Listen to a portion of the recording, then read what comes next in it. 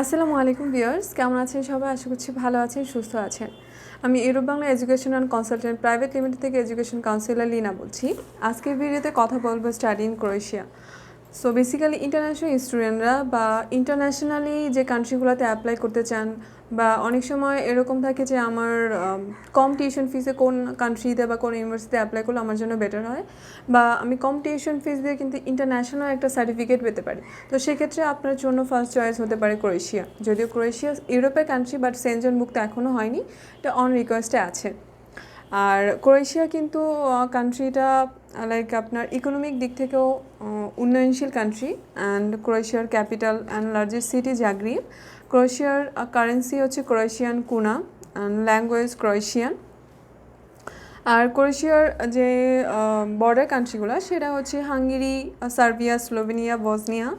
And এই কান্ট্রিগুলো, border কান্ট্রিগুলো মূলত উল্লেখ করে এই কারণ যে অনেক স্টুডেন্ট কিন্তু ক্রোয়েশিয়া বা অন্যান্য কান্ট্রিতে যাওয়ার পরে সে চায় যে লাইক ইউরোপে অন্য কোনো কান্ট্রিতে মুভ করা যায় কি না, বা কে ট্রান্সফার করে অন্য কোনো ইউনিভার্সিটিতে মুভ করা যায় কি না। সেক্ষেত্রে এই কান্ট্রি, বর্ডার কান্ট্রিগুলো আপনার মাথায় থাকলে অবশ্যই এটা আপনার জন্য একটা অপরচুনিটি, বা ইনফরমেশনটা মাথায় থাকলে আপনি এটা সুযোগটা পরে কাজে লাগাতে পারবেন।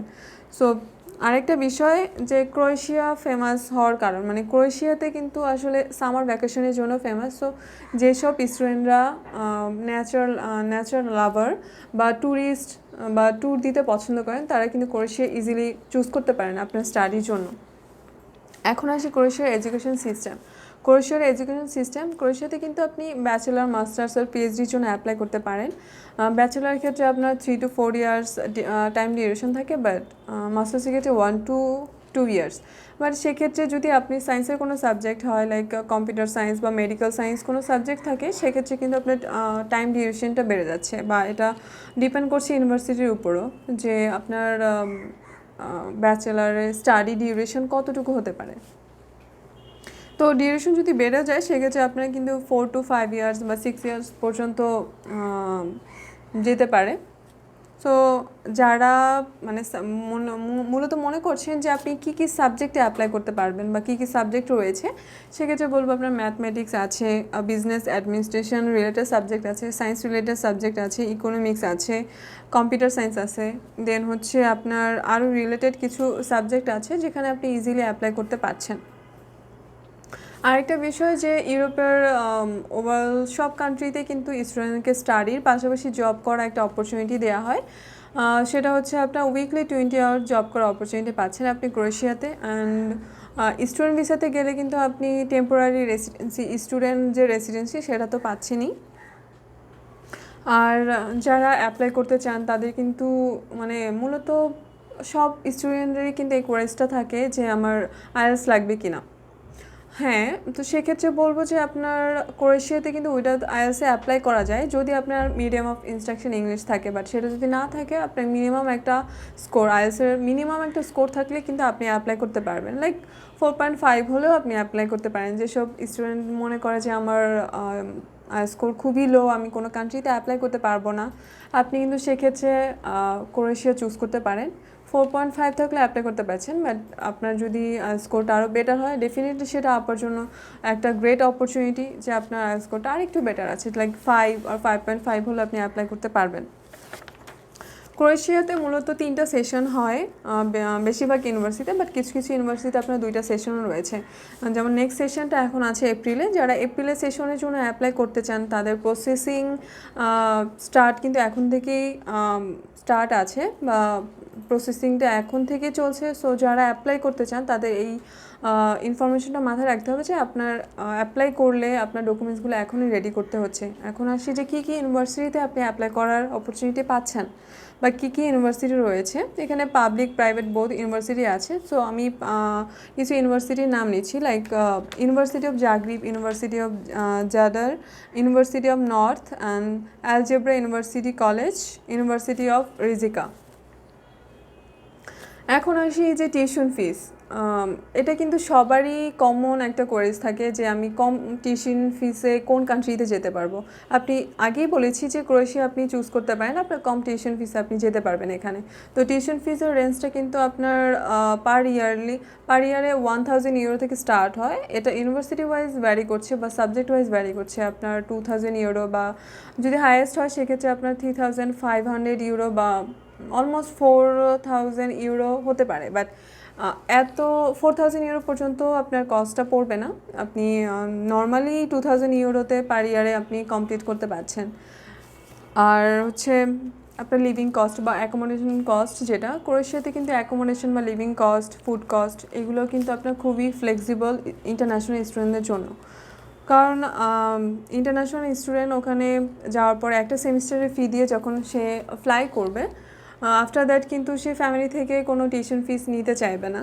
তখন কিন্তু একটা স্টুডেন্ট স্টাডির পাশাপাশি জব করে সে তার টিউশন ফিস বেয়ার করতে পারবে বা accommodation, living cost, food cost এগুলো বেয়ার করতে পারবে।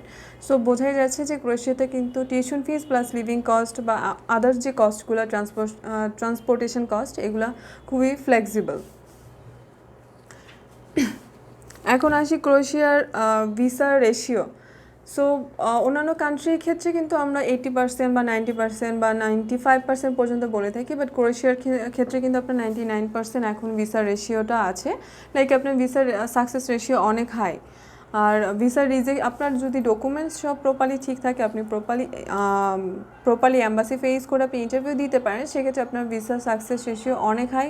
রিজেকশন খুবই কম, রিজেকশনের হারটা খুবই কম। এখন অনেক স্টুডেন্ট বলতে পারে যে ক্রোয়েশিয়ার অ্যাম্বাসি ইন্ডিয়াতে, দিল্লিতে, সো আমি ইন্ডিয়াতে এখন কি করে যাব বা অ্যাম্বাসি কি করে ফেস করব। অনেকেই ইন্ডিয়া যাওয়ার জন্য ভয় পাচ্ছে। তো সেক্ষেত্রে বলবো যে ইন্ডিয়া কিন্তু আপনি আপনার যে অ্যাম্বাসি ডেট পড়বে, সেই অ্যাম্বাসি ডেট আপনি ওই ডকুমেন্টসগুলো সাবমিট করে আপনি কিন্তু মানে পারপাসটা, আপনার ইন্ডিয়া যাওয়ার পারপাসটা যদি আপনি দেখাইতে পারেন, সেক্ষেত্রে কিন্তু আপনি ইজিলি ইন্ডিয়ার ভিসা পেয়ে যাচ্ছেন আপনার অ্যাম্বাসি ফেস করার জন্য। বা আরেকটা অপরচুনিটি আছে, আপনি ডাবল এন্ট্রি।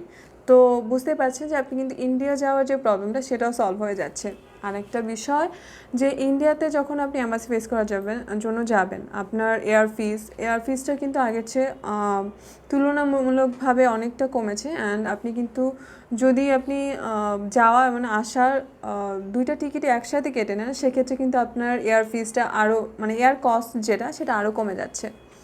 সো ইন্ডিয়াতে ক্রোয়েশিয়ার যে ভিসা রেশিও, এটা সাকসেস রেশিও হাই আছে, যেটা আপনার রিজেকশন হার খুবই কম। সো বুঝতেই পারছেন, যারা নেক্সট সেশনে অ্যাপ্লাই করতে চান তারা দেরি না করে আপনি আপনার ডকুমেন্টস নিয়ে আমাদের অফিসে যোগাযোগ করতে পারেন। আপনার যে ডকুমেন্টসগুলো লাগছে সেটা হচ্ছে আপনার এসএসসি এইচএসসি যদি ব্যাচেলার জন্য অ্যাপ্লাই করতে চান, সেক্ষেত্রে আপনার SSC HSC certificates, marksheet and আপনার বার্থ সার্টিফিকেট, আপনার সিভি, আপনার পাসপোর্ট সাইজের ফটো অ্যান্ড রিকমেন্ডেশন লেটার লাগছে। আর মাস্টার্সের ক্ষেত্রে আপনার এই ডকুমেন্টসগুলোর পাশাপাশি আপনার ব্যাচেলারের সার্টিফিকেট, ট্রান্সক্রিপ্ট লাগছে।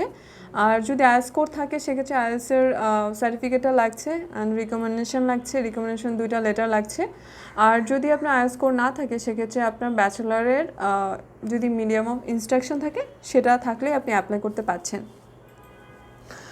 আর নেক্সট সেশন যেহেতু এপ্রিলে, সো আবারও আপনাকে রিমাইন্ড করে দিচ্ছি, যারা অ্যাপ্লাই করতে চাচ্ছেন এপ্রিলের জন্য তারা এখনই আমাদের সাথে যোগাযোগ করতে পারেন। আমাদের কোনো ফাইল ওপেনিং চার্জ নেই অ্যান্ড কোনো অ্যাসেসমেন্ট ফি নেই। আমরা ফ্রি গাইডলাইন প্রোভাইড করি। আপনি আপনার ড্রিম ফুলফিল করার জন্য আপনি আমাদের সাথে যোগাযোগ করতে পারেন। আপনি আমাদের কন্ট্যাক্ট নাম্বারে কন্ট্যাক্ট করতে পারেন। আপনার যে কোনো কোয়ারিজের জন্য আমরা আপনাকে হেল্প করব। অ্যান্ড আপনি যদি চান আপনি আমাদের ফেসবুক পেজে লিঙ্কে গিয়ে মেসেজ করতে পারেন বা আপনি ইউটিউব চ্যানেলের কমেন্ট সেকশনে গিয়ে কমেন্টস করতে পারেন আপনার যে কোনো কোয়ারিজের জন্য।